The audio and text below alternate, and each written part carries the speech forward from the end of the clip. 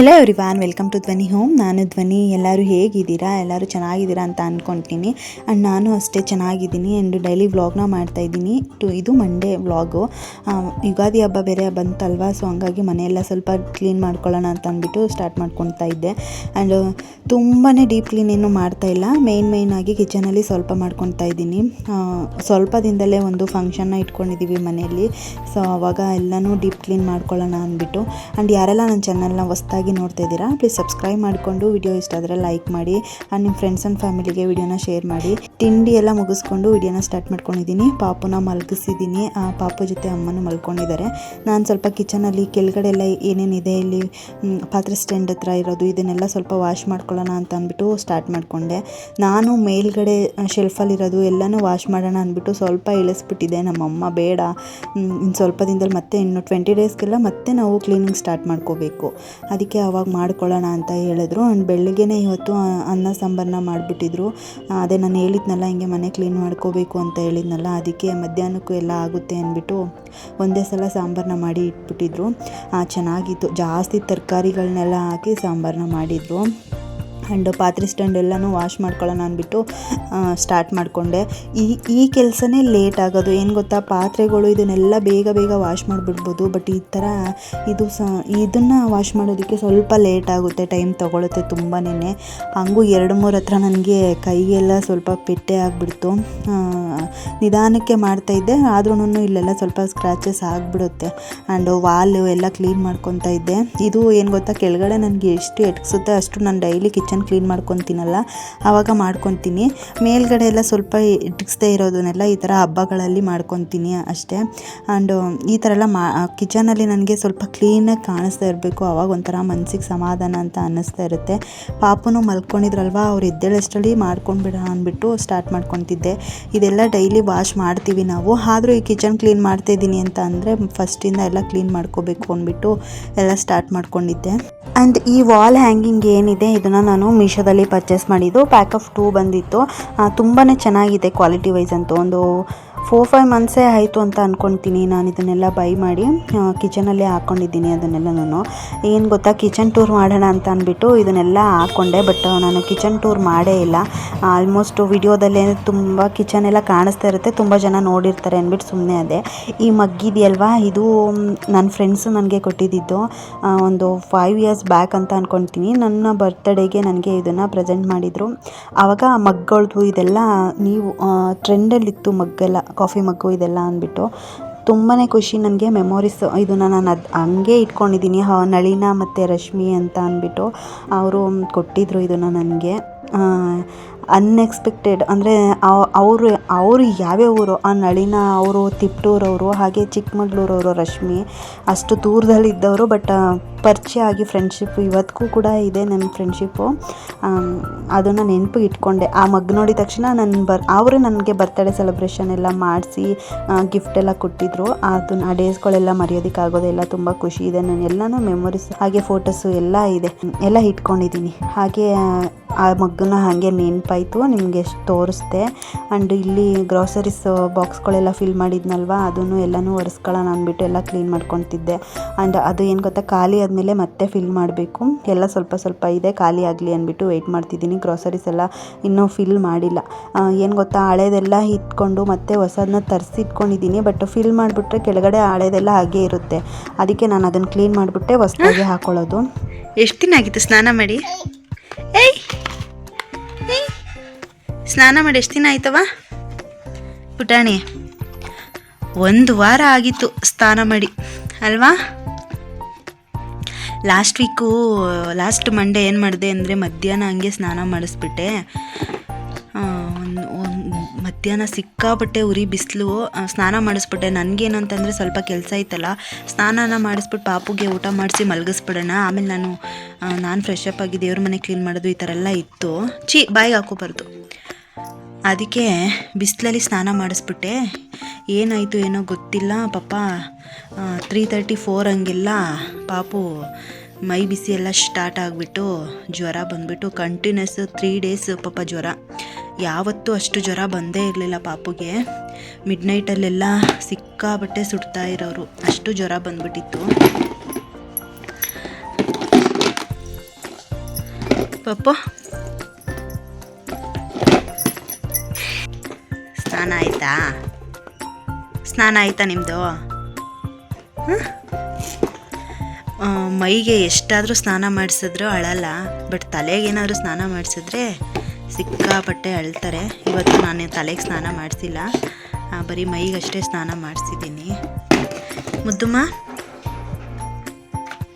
ಮುದ್ದು ಬಂಗಾರು, hair style ನೋಡಿ, hair style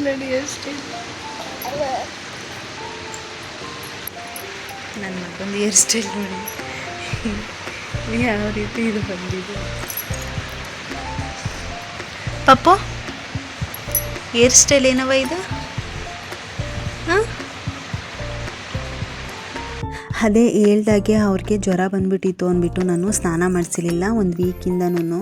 and dress change ಮಾಡಿಸ್ತಿದ್ದೆ, ಹಾಗೆ ಸ್ವಲ್ಪ ಬಟ್ಟೆಯಲ್ಲೆಲ್ಲ ವೈಪ್ ಮಾಡ್ಕೊತಿದ್ದೆ ಅವ್ರನ್ನ ಅಷ್ಟೇ. ಸ್ನಾನ ಏನೂ ಮಾಡ್ಸೋಕ್ಕೆ ಹೋಗಿರಲಿಲ್ಲ. ಸಿಕ್ಕಾಬಟ್ಟೆ ಬಿಸಿಲು ಇತ್ತು. ಮಧ್ಯಾಹ್ನ ನಾನು ಸ್ನಾನ ಮಾಡಿಸ್ಬಿಟ್ಟೆ, ಪಾಪ ಜ್ವರ ಬಂದುಬಿಡ್ತು. ಇಲ್ಲಿವರೆಗೂ ನನ್ನ ಮಗನಿಗೆ ಅಷ್ಟು ಜ್ವರ ಯಾವತ್ತೂ ಬಂದಿರಲಿಲ್ಲ. ಕಂಟಿನ್ಯೂಸ್ 3 ಡೇಸ್, ಮಂಡೇ ಸ್ಟಾರ್ಟ್ ಆಗಿದ್ದು ಫ್ರೈಡೇವರೆಗೂ ಜ್ವರ ಇತ್ತು ಪಾಪುಗೆ. ಅಷ್ಟು ಜ್ವರ ಬಂದೇ ಇರಲಿಲ್ಲ. ಹಾಗೆ ಮಂಡ್ಯಕ್ಕೆ ಕರ್ಕೊಂಡೋಗಿ ಒಂದ್ಸಲ ಅಲ್ಲೇ ತೋರಿಸೋಣ, ನಾವು ರೆಗ್ಯುಲರಾಗಿ ತೋರಿಸ್ತಿದ್ವಿ, ಡಾಕ್ಟ್ರ್ ಹತ್ರನೇ ಹೋಗೋಣ ಅಂತ ಅಂದ್ಕೊಂಡ್ವಿ. ಸದ್ಯ ಅಷ್ಟರಲ್ಲಿ ಕಡಿಮೆ ಆಯಿತು. ನಾನು ಮನೆಯಲ್ಲೇ ಶಿರಪ್ ಎಲ್ಲ ಇತ್ತು, ಅವ್ರದ್ದು ಅದನ್ನೆಲ್ಲ ಹಾಕ್ತಾಯಿದ್ದೆ. ಆ್ಯಂಡ್ ಅವ್ರಿಗೆ ಸ್ನಾನ ಮಾಡಿಸಿ ಸ್ವಲ್ಪ ಅವ್ರ ಜೊತೆಗೆ ಆಟ ಆಡಿಸ್ತಾ ಇದ್ದೆ. ಆ್ಯಂಡ್ ನಾನು ಫ್ರೆಶ್ ಅಪ್ ಎಲ್ಲ ಆಗ್ಬಿಟ್ಟು ಬಂದೆ. ನೋಡಿದ್ರೆ ಮಳೆ ಬರೋ ಥರ ಆಗ್ಬಿಟ್ಟಿತ್ತು, ಸಿಕ್ಕಾಪಟ್ಟೆ ಗಾಳಿ.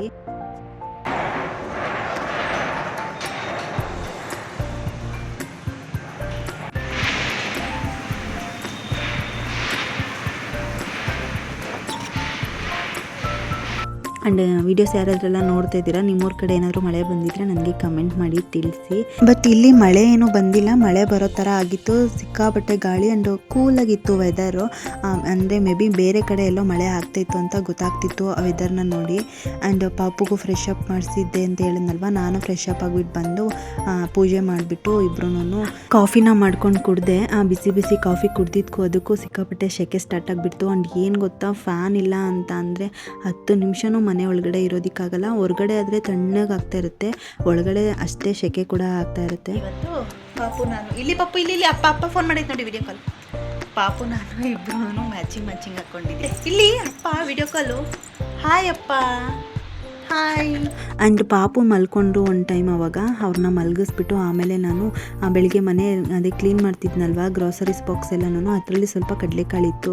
ಅದಕ್ಕೆ ಆ ಕಡಲೆಕಾಳೆಲ್ಲ ನೆನೆಸಿದ್ದೆ, ಹೊಸ್ದಾಗಿ ಫಿಲ್ ಮಾಡ್ಕೊಳ್ಳೋಣ ಅಂದ್ಬಿಟ್ಟು ಇರೋ ಕಡಲೆಕಾಳನ್ನ ನೆನೆಸಿದ್ದೆ. ಅದರಲ್ಲಿ ಕಡಲೆ ಉಸ್ಲಿ ಮಾಡ್ಕೊಳ್ಳೋಣ ಅಂದ್ಬಿಟ್ಟು ಆಮೇಲೆ ನೈಟು ಅದನ್ನು ಮಾಡಿಕೊಂಡೆ. ಕಿಚನ್ ಇವಾಗ ನೋಡೋದಕ್ಕೆ ಒಂಥರ ಚೆನ್ನಾಗಿ ಕಾಣಿಸ್ತಿತ್ತು. ಎಲ್ಲ ಕ್ಲೀನ್ ಮಾಡಿಕೊಂಡು ಎಲ್ಲನೂ ಆರ್ಗನೈಸ್ ಮಾಡ್ಕೊಂಡಿದ್ದೆ. ಹೇಗಿತ್ತು ಹಾಗೇನೇ ಸ್ವಲ್ಪ ಧನಿಯಾ ಪೌಡ್ರನ್ನ ಮಾಡಿಸ್ಕೊಂಡಿದ್ವಿ. ಧನಿಯಾ ಪೌಡರ್ ಖಾಲಿ ಆಗಿಬಿಟ್ಟಿತ್ತು. ಹಾಗೆ ಚಿಲ್ಲಿ ಪೌಡರ್ನು ಕೂಡ ಮಾಡಿಸಿದ್ದಾರೆ ಸಪ್ರೇಟಾಗಿ. ಮಟನ್ ಸಾಂಬಾರು ಪೌಡರ್ನ ನಾವು ಆವಾಗ ಹಾಗೆ ಮಾಡಿಕೊಂಡು ಯೂಸ್ ಮಾಡ್ತಾ ಇದ್ದೆ. ಇವಾಗ ಹೊಸದಾಗಿ ಮಾಡಿಸ್ಕೊಂಡ್ವಿ. ಹಾಗೆ ನೈಟ್ 9 o'clock ಆಗಿಬಿಟ್ಟಿತ್ತು. ಆವಾಗ ಇದನ್ನು ಹೋಗಿ ಸಿಸ್ಟಮ್ನ ಹೊಸದಾಗಿ ತೊಗೊಂಡು ಬಂದಿದ್ದಾರೆ. ಮಂಡ್ಯಕ್ಕೇನೋ ಹೋಗಿದ್ರು ಅಂತ ಅನ್ಕೊತೀನಿ ತೊಗೊಂಡು ಬರೋದಕ್ಕೆ. ಆಲ್ರೆಡಿ ಒಂದಿದೆ. ನಾಳೆಯಿಂದ ಒಬ್ಬರು ಕೆಲ್ಸಕ್ಕೆ ಬರ್ತಿದ್ದಾರೆ ಅಂತ ಇನ್ನೊಂದು ಸಿಸ್ಟಮ. ಅಪ್ಪನ ಪೆನ್ಷನಲ್ಲಿ ಬದುಕ್ತವನೆ ಅಂತ ಅಂತಿದ್ರಿ. ಇವಾಗ ತುಂಬ ಜನ ತುಂಬ ಮಾತಾಡ್ತಾರೆ. ಅದರಲ್ಲೂ ನನ್ನ ಕ್ಲೋಸ್ ರಿಲೇಟಿವ್ಸ್ಗಳೇ ನನ್ನ ಮುಂದೆನೇ ಮಾತಾಡಿಬಿಟ್ಟಿದ್ರು, ಅಪ್ಪನ ಪೆನ್ಷನಲ್ಲಿ ಬದುಕ್ತಿದ್ದಾನೆ, ಅವ್ನು ಏನು ಕೆಲಸ ಮಾಡಲ್ಲ, ಆ ಥರ ಕೆಲಸ ಮಾಡ್ತಾನೆ ಇದ್ದರು. ಅವ್ರೇನು ಪೆನ್ಷನ್ ದುಡ್ಡೇನು ತಿನ್ಕೊಂಡೇನು ಬದುಕ್ತಾ ಇರಲಿಲ್ಲ. ಬಟ್ ಯಾರಿಗೂ ಕಾಣಿಸ್ತಾ ಇರಲಿಲ್ಲ ಅವ್ರು ಮಾಡೋ ಕೆಲಸ, ಓನಾಗಿ ಮಾಡೋದಕ್ಕೆ ಆಗ್ತಾ ಇರಲಿಲ್ಲ. ಅವ್ರೇನು ಗೊತ್ತಾ, ದುಡ್ಡು ಇವತ್ತು ಬೇಕಾದರೂ ಇವತ್ತೆಲ್ಲ ನಾಳೆ ಸಂಪಾದನೆ ಮಾಡ್ಬೋದು, ಒಂದು ಸಲ ಕಳ್ಕೊಂಡಿರೋ ಜೀವನ ಮತ್ತೆ ವಾಪಸ್ ತರೋಕ್ಕಾಗಲ್ಲ ಅಂತ ಅಂದ್ಬಿಟ್ಟು ಅವರು ಆಲ್ ಫೋಕಸ್ನ ಅವ್ರ ಅಪ್ಪನ ಮೇಲೆ ಅವ್ರು ಹಾಕಿದ್ದು. ಅವ್ರಿಗೆ ಟೈಮ್ ಕೊಟ್ಟು ನೋಡ್ಕೊತಿದ್ದು. ಒಂದು 4 to 5 yearsಯಿಂದ ಬೆಡ್ ರಿಡನ್ ಆಗಿದ್ದಾರೆ. 1 ದಿನ 2 ದಿನ ಅಬ್ಬಬ್ಬ 1 ತಿಂಗಳು ಮಾಡಿದ್ರು ಕೂಡ ಬೇಜಾರು. 1 ತಿಂಗಳು ಮಾಡಿದ್ರೆ ಸಾಕು ಅನ್ಸುತ್ತೆ, ಬೇಜಾರಾಗ್ಬಿಡುತ್ತೆ ಆ ಸ್ಮೆಲ್ಲಲ್ಲಿ ಅವ್ರನ್ನ ನೋಡ್ಕೊಳ್ಳೋದಿಕ್ಕೆ. ಬಟ್ ಸ್ಟಿಲ್ ಇವತ್ತಿನವರೆಗೂ ಕೂಡ ಅವರು ಒಂದು ದಿನನೂ ಬೇಜಾರು ಮಾಡ್ಕೊಳ್ದೆ ಅವ್ರನ್ನ ನಮ್ಮಪ್ಪ ಚೆನ್ನಾಗಿರಲಿ, ಇನ್ನೂ 1-2 ವರ್ಷ ಬದುಕಲಿ ಅಂತಲೇ ಅವರು ಆಸೆ ಪಡ್ತಾ ಇರೋದು. ಅಂದರೆ ನನಗೂ ಕೂಡ ಎಷ್ಟೊಂದು ಮಾತಾಡಿದ್ದಾರೆ, ಅವ್ನಿಗೇನು ಕೆಲಸ ಇಲ್ಲ, ಕೆಲಸ ಇಲ್ಲದೆ ಇರೋನ್ನ ಮದುವೆ ಆಗಿದ್ದಾಳೆ ಹಾಗೆ ಹೀಗೆ ಅಂತೆಲ್ಲ. ನನ್ನ ಗಂಡನಿಗೆ ಕೈ ಕಾಲೇನು ಶಕ್ತಿ ಇಲ್ಲ ಅಂತನೋ ಇಲ್ಲ ಅವ್ರಿಗೆ ಟ್ಯಾಲೆಂಟ್ ಇಲ್ಲ ಅಂತನೋ ಆ ಥರ ನಾನು ಯಾವತ್ತೂ ನಿಮ್ಮ ಹತ್ರ ಬಂದು ಹೇಳಲಿಲ್ಲ. ಅವ್ರಿಗಿರೋ ಟ್ಯಾಲೆಂಟಲ್ಲಿ ಅವ್ರು ಇನ್ನಷ್ಟು ಚೆನ್ನಾಗೇ ಇರ್ಬೋದು. ಬಟ್ ಅವ್ರು ಏನು ಗೊತ್ತಾ, ಅವ್ರ ಅಪ್ಪನ ನೋಡ್ಕೋಬೇಕು ಅನ್ನೋ ಒಂದೇ ಒಂದು ಇಂಟೆನ್ಷನ್ ಅವ್ರಿಗೆ ಇದ್ದಿದ್ದು. ಅಂಥವ್ರಿಗೆಲ್ಲ ಏನು ಹೇಳ್ತೀರಾ? ಹಾಂ, ಏನು ಹೇಳಲ್ವಾ? ಹೊಸದು ತಗೊಂಡು ಬಂದಿದ್ದಾರೆ, ಇವಾಗ ಇನ್ಸ್ಟಾಲ್ ಮಾಡ್ತಾ ಇದ್ದಾರೆ. ಹೌದಾ? ಮತ್ತು ನೀವು ಇದನ್ನು ಇಟ್ಕೊಂಡು ಅವ್ರಿಗೆ ಇದನ್ನು ಕೊಟ್ಬಿಡಿ.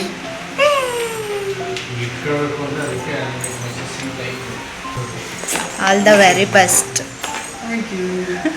ಆನ್ ಟೈಮ್ ಇವರು ಆಫೀಸ್ನ ಓಪನ್ ಮಾಡೋದಕ್ಕಾಗಲ್ಲ, ಅವ್ರಿಗೆ ಡ್ರೆಸ್ಸಿಂಗ್ ಮಾಡಬೇಕು, ನೋಡ್ಕೋಬೇಕು. ಈ ಥರ ಪಾಪ ಬೆಳಿಗ್ಗೆ ಎದ್ದರೆ ಅವರು ಒಂದು 9:30 10ವರೆಗೂ ಬ್ಯುಸಿನೇ ಆಗಿಬಿಡ್ತಾರೆ. ಒಂದು ಸ್ಟೆಪ್ಪು ಹೊಸ್ದಾಗಿ ಇಟ್ಟಿರೋದಕ್ಕೆ ನನಗೆ ಖುಷಿ ಆಗ್ತೈತೆ. ಏನು ಟಿಪ್ಸಿ? ಹಾಂ, ವರ್ಕ್ಗೆ ಒಬ್ರನ್ನ ತಗೊಂಡಿದ್ದೀವಿ ಅಂತ. ಹಿಂಗೆ ಗ್ರೋ ಆಗಲಿ ನಿಮ್ಮದು, ಹಾಗೆ ಸಕ್ಸಸ್ ಕೂಡ ಆಗಲಿ. ಇನ್ನೂ ಜಾಸ್ತಿ ಗ್ರೋವಿಂಗ್ ನಾನು ನೋಡೋಕೆ ಆಸೆ ಪಡ್ತೀನಿ. ಹೇಳಿ, ಏನು ಹೇಳ್ತೀರಾ ನಮ್ಮ ವ್ಯೂವರ್ಸ್ಗೆ? ಏನಿಲ್ಲ, ಯಾಕೆ? ಹಾಂ, ಮಗನ ಕಾಲ್ಗುಣನ? ಹಾಂ, ಪಾಪು ಕನ್ಸೀವ್ ಆದಾಗೆ ಅಲ್ವಾ ನೀವು ಇದು ಮಾಡಿದ್ದು? ಹಾಂ, ಓನ್ ಬಿಸ್ನೆಸ್ ಅಂತ ಸ್ಟಾರ್ಟ್ ಮಾಡಿದ್ದು. ಆ್ಯಂಡ್ ಒಂದು ಸ್ಟೆಪ್ನ ಮುಂದೆ ಇಟ್ಟಿರೋದಕ್ಕೆ ನಾವು ಒಬ್ರನ್ನ ಕೆಲ್ಸಕ್ಕೆ ತೊಗೊಂಡಿದ್ದೀವಿ. ಒಂದು ವೇಕೆನ್ಸಿ ಬೇಕೇ ಬೇಕಿತ್ತು. ಏನಕ್ಕೆ ಅಂತಂದರೆ ಇವರು ಆನ್ ಟೈಮ್ ಆಫೀಸ್ನ ಓಪನ್ ಮಾಡೋಕ್ಕಾಗ್ತಾ ಇಲ್ಲ, ಮಧ್ಯಾಹ್ನ ಟೈಮೆಲ್ಲ ಕ್ಲೋಸ್ನ ಮಾಡಬೇಕಿತ್ತು. ಇದು ಡೆಲ್ಲೆನಾ? ಇಲ್ಲೊಂದಿದೆ, ಇದು ಡೆಲ್ಲೆ, ಇದು ಇವ್ರಿಗೆ ಅಂತ. ಇವಾಗ ಅಲ್ಲಿ ಹೊಸ್ದಾಗಿ ಒಬ್ರು ಬರ್ತಾರೆ ಅಂತ ಅವ್ರಿಗೆ ಅಲ್ಲಿ ಸೆಟಪ್ ಮಾಡಿದ್ದಾರೆ ಎಲ್ಲ. ನಾನು ಅಡುಗೆ ಎಲ್ಲ ಮಾಡಿ ಇಟ್ಟಿದೆ, ನಾವಿನ್ನೂ ಊಟ ಮಾಡಿರಲಿಲ್ಲ. ಪಾಪುಗೂ ತಿನ್ಸೋಣ ಅಂತ ಅಂದ್ಕೊಂಡೆ, ಅಷ್ಟರಲ್ಲಿ ಹಿಂಗೆ ಸಿಸ್ಟಮ್ನ ತೊಗೊಂಡು ಬಂದ್ರಲ್ವ, ಸೊ ಕೆಳಗಡೆನೇ ಬಂದೆ ನಾನು. ಇವಾಗ ಹೋಗಿ ಪಾಪುಗೂ ಊಟ ಮಾಡಿಸ್ಬೇಕು, ನಾವು ಊಟ ಮಾಡಬೇಕು. ಆ್ಯಂಡ್ ನಾನು ಹೋಗಿ ವರ್ಕ್ ಮಾಡೋಕ್ಕಾಗಲ್ಲ, ನನಗಷ್ಟು ಟೈಮು ಕೂಡ ಸಾಕಾಗಲ್ಲ. ನನಗೂ ಸಿಸ್ಟಮ್ ವರ್ಕ್ ಎಲ್ಲ ಬರುತ್ತೆ, ಬಟ್ ನಂಗೆ ಟೈಮ್ ಸಾಕಾಗಲ್ಲ ಅಂತ ಅಂದ್ಬಿಟ್ಟು ನಾನೇನು ಹೋಗ್ತಾ ಇಲ್ಲ. ಅದಕ್ಕೆ ಹೊಸ್ದಾಗಿ ಒಬ್ರನ್ನ ತೊಗೊಂಡಿದ್ದೀವಿ. ನೋಡೋಣ ಹೇಗೆ ಹೋಗುತ್ತೆ ದಿನಗಳು ನಾಳೆಯಿಂದ ಅಂತ ಅಂದ್ಬಿಟ್ಟು. ಒಂಥರ ಏನಾದರೂ ಒಂದು ಹೊಸ್ದಾಗಿ ಮಾಡ್ತೀವಿ ಅಂತ ಅಂದಾಗ ಅದು ಆಗೋ ಖುಷಿ ಅಷ್ಟಿಷ್ಟಲ್ಲ. ಹೊಸ್ದಾಗಿ ಏನಾದರೂ ಒಂದು ಬೈ ಮಾಡಿದ್ದೀವಿ ಅಂತ ಅಂದಾಗ ಕಷ್ಟಪಟ್ಟು ಬೈ ಮಾಡಿರ್ತೀವಲ್ವ, ಅದಕ್ಕೆ ಬೆಲೆ ಜಾಸ್ತಿ ಇದ್ದೇ ಇರುತ್ತೆ. ಆ್ಯಂಡ್ ಒಂಥರ ಖುಷಿ ಆಗ್ತಿತ್ತು ನನಗೆ, ಹೊಸ್ದಾಗಿ ಹಿಂಗೆಲ್ಲ ತೊಗೊಂಡಿದ್ದಾರೆ, ಒಂದು ಸ್ಟೆಪ್ಪು ಮುಂದೆ ಇಟ್ಟಿದ್ದಾರೆ ಅಂತ ಅಂದ್ಬಿಟ್ಟು. ಕೆಲಸನೇ ಇಲ್ಲ ಅಂತ ಹೇಳ್ತಿದ್ದವರು ಒಬ್ರಿಗೆ ಕೆಲಸ ಕೊಟ್ಟಿದ್ದೀವಿ, ಅದು ಎಷ್ಟಾದರೂ ಆಗಿರಲಿ, ಬಟ್ ಒಬ್ರಿಗೆ ಕೆಲಸ ಕೊಟ್ಟಿದ್ದೀವಿ ಅಂತ ಅನ್ನೋದೊಂದು ಒಂಥರ ಖುಷಿ ನಮಗೆ. ಯಾಕೆಂದರೆ ಇವ್ರಿಗೇ ತುಂಬ ಜನ ಮಾತಾಡಿದರು, ಕೆಲಸ ಇಲ್ಲದೆ ನಿಂತಿದ್ದಾನೆ, ಅಪ್ಪನ ಪೆನ್ಷನಲ್ಲಿ ಬದುಕ್ತಿದ್ದಾನೆ ಅಂತೆಲ್ಲ. ಅವ್ರುಗಳೆಲ್ಲ ನನ್ನ ಬ್ಲಾಗ್ಸ್ನ ನೋಡ್ತಾರೆ ಅಂತ ನನಗೆ ಗೊತ್ತು. ಅದಕ್ಕೋಸ್ಕರ ನಾನು ವಿಡಿಯೋನ ಮಾಡಿ ಹಾಕ್ತಾ ಇರೋದು, ನೋಡಲಿ ಅಂತ ಅಂದ್ಬಿಟ್ಟು. ಇವತ್ತಿಂದ ಈ ರೀತಿ ಇತ್ತು. ವಿಡಿಯೋ ಇಷ್ಟಾದರೆ ಲೈಕ್ ಮಾಡಿ, ಹಾಗೆ ನನ್ನ ಚಾನಲ್ ಏನಾರ ನಿಮ್ಗೆ ಇಷ್ಟ ಆದರೆ ಸಬ್ಸ್ಕ್ರೈಬ್ ಮಾಡ್ಕೊಳ್ಳಿ, ಹಾಗೆ ವಿಡಿಯೋನ ಶೇರ್ ಮಾಡಿ. ಸಿಗೋಣ ನೆಕ್ಸ್ಟ್ ವಿಡಿಯೋದಲ್ಲಿ. Thank you.